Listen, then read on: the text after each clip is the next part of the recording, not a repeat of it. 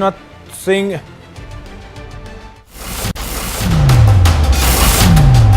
इस वक्त चुनावी सभा कर रहे हैं जिसमें उन्होंने कहा कि लालटेन युग समाप्त हो चुका है और अब ये एलईडी का युग है, लालटेन टूट गई बा। भोजपुरी अंदाज में उन्होंने बढ़हरा में कहा कि अब एलईडी का युग है, लालटेन टूट गई बा, अब ना पंजा चली ना लालटेन। तो भोजपुरी अंदाज देखने को मिला यहां पर राजनाथ सिंह का।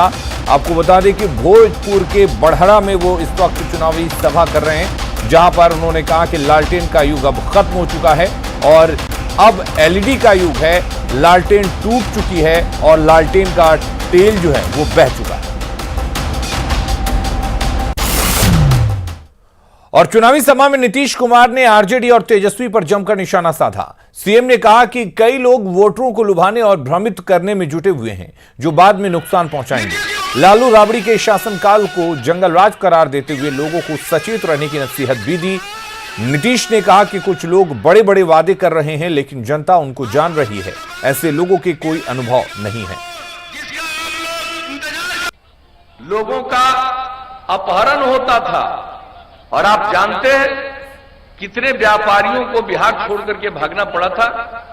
और जो कुछ भी जो लोग हैं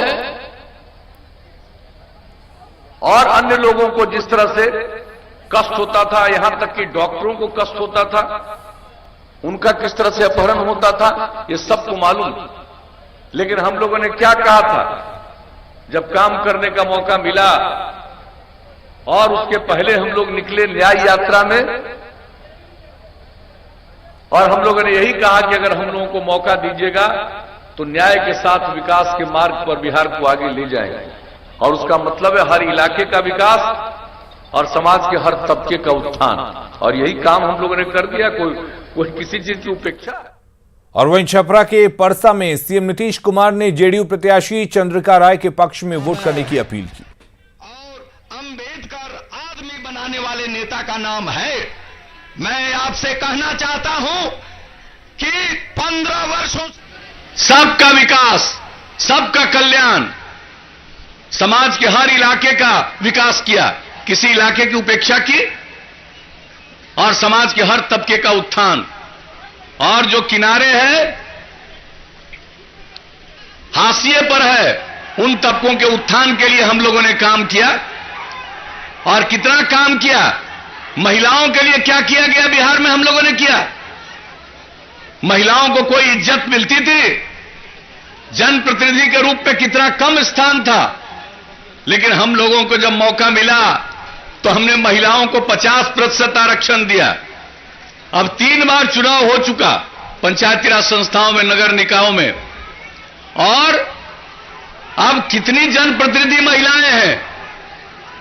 जो लड़कियां पढ़ नहीं पाती थी उसके लिए साइकिल योजना, पोशाक योजना, अब कितनी लड़कियां पढ़ने लगी। पहले हमने आकलन करवाया तो 9वीं क्लास में पढ़ने वाली लड़कियों की संख्या इतने बड़े राज्य में मात्र 1,70,000 से भी कम। और जब हम लोगों ने काम करना शुरू किया, आप बताइए, अब लड़के और लड़कियों की संख्या बराबर हो गई। इस बार जो मैट्रिक की परीक्षा हुई, इसमें लड़कों से भी ज्यादा परीक्षा देने में लड़कियां थी। अब आप समझ सकते हैं कितना उत्थान। महिलाओं के उत्थान के लिए जीविका समूह चलाया। जीविका समूह के सदस्य 1,20,00,000 महिलाएं हुई हैं। 10 लाख समूह बन गया, जो मेरा लक्ष्य था। अब उनमें कितनी जागृति आई। तो एक एक काम हम लोगों ने किया समाज के कमजोर तबके के उत्थान के लिए, चाहे वो महादलित हो, दलित हो, आदिवासी हो, अति पिछड़े वर्ग के लोग हों, अल्पसंख्यक समुदाय के लोग हों, सबके कल्याण के लिए हम लोगों ने जो काम किया, एक एक अवसर लोगों को मिला, लोग आगे बढ़ रहे हैं। कितने स्कूल का निर्माण, कितनी पढ़ाई। आपको मैं बता देना चाहता हूं कि हम तो बात अभी कर रहे हैं आपको मिडिल स्कूल और हाई स्कूल का, लेकिन प्राथमिक विद्यालय में भी बहुत बड़ी संख्या में बच्चे बच्चियां स्कूलों के बाहर रह जाते थे। हमने पता किया कि कौन सबसे ज्यादा रहते हैं, तो मालूम हुआ या तो महादलित परिवार के हैं या अल्पसंख्यक समुदाय के हैं। तो उनको पढ़ाने के लिए और स्कूल भेजने के लिए हमने टोला सेवक और तालीमी मरकज स्वयंसेवक की योजना शुरू की। 30,000 लोगों को लगाया और उनको भी 60 साल तक के लिए, उनकी आयु जब तक 60 साल नहीं होगी तब तक के लिए उनको जगह दिया। और इधर मोतिहारी के